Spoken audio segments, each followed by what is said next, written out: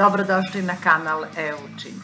Ja sam Biljana Kordić, a ovo je predmet saobraćajna infrastruktura za 4. razred tehničara drumskog saobraćaja. Današnja nastavna jedinica zove se odmorišta. Naravno, pričamo o odmorištima pored puta, najčešće pored autoputa, mada može biti i pored saobraćajnica nešto više gradska. Dakle, pre svega da počnemo od nekog početka. Prvi poznati plan puteva nastao je u Kini 2300 godina pre naše ere. Tada se planiralo i gradila prva mreža puteva do većih naselja i luka koje se nalaze na rekama.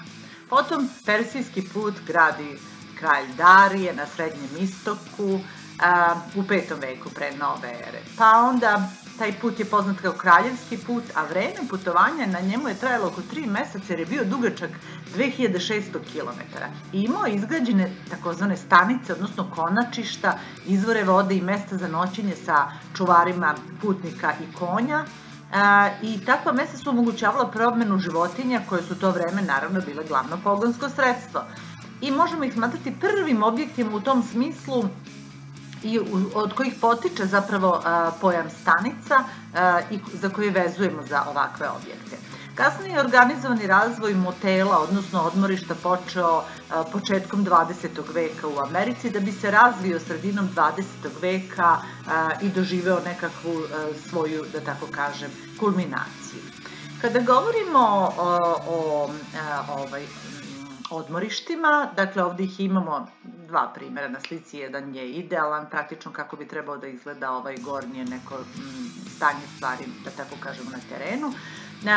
U suštini ona omogućavaju zadovoljenje primarnih zahteva za odmorom, kao i nekakve sanitarne zahteve, i zbog toga što odmorišta u principu moraju da imaju parkiralište, da bi vozila bezbedno bila sklonjena sa saobraćajnice, moraju da imaju WC kabinu, moraju da imaju kontejnere za otpad i bilo bi dobro da budu snabdeveni, znači, odgovarajućom opremom kao što su klupe, stolovi, nekakve stazice za šetanje i naravno zaštita od buke u delu koji je namenjen za odmor. Dakle, ajde da kažem, zasadi se možda neko drveće, živa ograda i tako dalje koje je više. Što se tiče sekundarnih zahteva za osveženjem, pićem, brzom hranom i nabavkom osnovnih proizvoda, moguće je zadovoljiti u nekakvim uslužnim objektima koji su raspoređeni na udaljenosti od 25 i 30 km i koji se obično nalaze pored parkirališta za automobile, autobuse i teretna vozila, naravno izuzev u slučaju posebnih režima prevoza.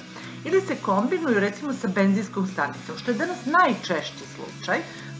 Tu je obično neki bife, manja prodavnica koja nudi hranu u ambalaži, piće, turističke suvenire i rezervne delove za automobile. I otprilike danas odmorišta najčešće nemaju zadovoljenje tih sekundarnih zahteva, odmorišta samo imaju ove primarne zahteve, znači najčešće nemaju prodavnici jer sve ovo drugo se odrađuje, tako da kažem, na benzinskim stanicama.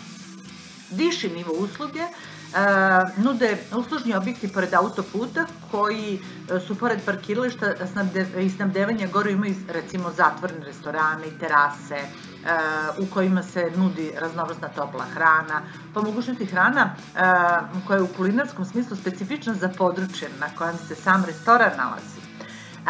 Ponuda na takvim lokacijama takođe sadrži i vrlo često rekreacione površine, i što je najvažnije, nastoji se da se one nalaze na nekakvim panoramski atraktivnim lokacijama sa nekom zanimljivom okolinom, ukoliko je moguće pored vodenih površina, što tako atraktivnije, privlačnije za korisnike i naravno veća je zarada. Takvi centri za snabdevanje bi trebalo da budu raspoređeni na svakih 50 do 60 km.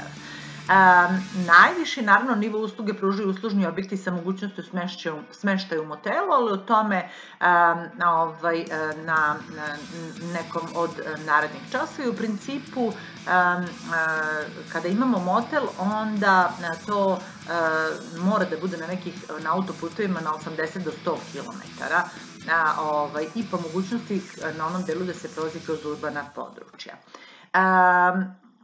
Što se odmorišta, podela, dakle, sada govorimo o podeli i osnovnim svojstvima odmorišta, Uslužni objekti pored autoputa projektuju se prema obimu saobraćaja na putevima, dakle onoliko koliko očekujemo, koji su namenjeni za potrebe učesnika u saobraćaju, vozača i putnika i razlikuju se po funkciji, odnosno opremljenosti i obimu usluga.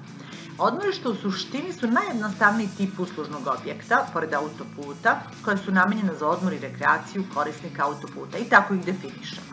Sad, pored površine za pokretni saobraćaj, znači kada izađe vozilo sa autoputa, imamo deo gde se kreću vozila, odmorište obuhvata naravno i površine za parkiranje i površine za odmor. Zatim, rekreacione površine, stazu za šetnju, recimo igralište za decu i neku površinu u senci gde ljudi mogu sesti za piknik, stolove sa klupama i nekakva uređena zelena površina. Minimalna komunalna infrastruktura podrazumeva obezbeđenje i održavanje toaleta sa tekućom vodom, lokalnu preradu otpadnih voda, pitku vodu, kontejner za odlaganje otpada, električnu energiju, naravno javnu rasvetu i telefon. Svako odmorište takođe ima informativni pano, trebalo bi da ima informativni pano na kome su naznačene lokalne turističke znamenitosti i zanimljivosti kao i različite druge informacije. S obzirom na prostorno uređenje mikrolokacije odmorišta, preporučuje se uređenje područja za rekreaciju izvan nivoa površine za parkiranje, dakle da bude potpuno odvojeno da i kada vozila kreću i kada dolaze nemaju dodira sa delom gde ljudi sede, odmaraju ili šetaju. Odmorišta se postavljaju obostrano, znači uvek na autoputu, da kažem jedno preko puta drugog, ali najčešće smaknuto, znači ne direktno jedno preko puta drugog. I značajan kriterijum koji se odnosi na lokaciju odmorišta je naravno turistička privlačnost lokacije. Ako ima neki lep pejzaž, što sam rekla, malo čas i nekako atraktivno turističko područje. Svakako preporučuje se zaštita od buke, a na značajnijim turističkim atraktivnim lokacijama preporučuje se postavljanje turističkog objekta, nekog bifea ili slično. U sklopu uređenja lokacije na kojoj se nalazi odmorište moguće obuhvatiti rešenja za dečije igralište, za koje se opet pravi posebna analiza da li će se praviti ili ne. Ukoliko to omogućavaju prostorni uslovi i kriterijumi za odabir lokacije, odmorišta treba da budu locirane na udaljenosti od 10 do 15 km. Znači ne bi trebalo da budu manje rastojanja na autoputevima. I okvirna površina potrebna za odmorište je najviše 1 do 2 hektara. To je sasvim dovoljno da obuhvati ovaj primarni i sekundarni, da kažem, zahteve.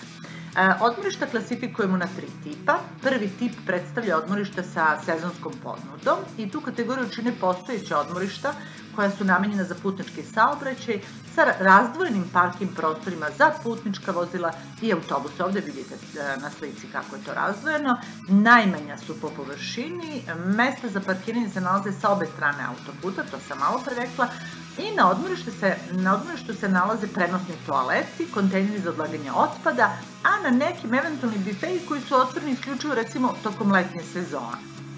Što se tiče drugog tipa, to su odmorišta takođe sa sezonskom ponudom, bez ugostiteljskih objekata i ono što treba reći jeste da pored parking prostora za putnički saobraćaj sadrže svakako prenosne toalete, prostore za odmor i rekreaciju i zatvorena su, ovo su zatvorena zimi, prosto pristupni put do odmorišta se zatvara, jer nije moguće upotreba toaleta zbog zaleđivanja, naravno, govorimo kod nas. Služba za održavanje puteva vodi računa o toaletima i okruženju. I treći tip odmorišta obuhvataju odmorišta sa ponudom preko cele godine. Znači oni uključuju mali ugostiteljski objekat, neki restorančić, namenjuju se sve vrste vozila, radi čega su posebno razdvojene parking površine kako za putnička, tako i teretne vozila, što vidite na ovoj slici, pogledajte kako su razdvojeni parkinzi. Putnički automobili se najčešće izdvajaju što dalje od same saobraćajnice. Prostore za odmor, odvojeni, rekreaciju. Važan uslov je to da ima struja, telefon, pijaća voda i da su sami toaleti uređeni i održavani tako da u toku zime neće doći do zamrzavanja vode u njima. Vrlo često preporučuje raspisivanje koncesije za upravljanje tim ugostiteljskim objektima kako bi se obezbedilo redovno čišćenje i kvalitet ponude. I na autoputevima odmorišta se postavljaju na međusobnom rastojanju 10 do 15 km, to sam već rekla, a stanice za snabdevanje govorim 25 do 30 km, dok centri za snabdevanje, znači ukoliko nisu već na benzinskim pumpama, na rastojanju do 100 km. Ovo je bilo sve za današnju lekciju. Ukoliko nas već niste zapratili, to svakako učinite. Vidimo se sledeći put. Doviđenja!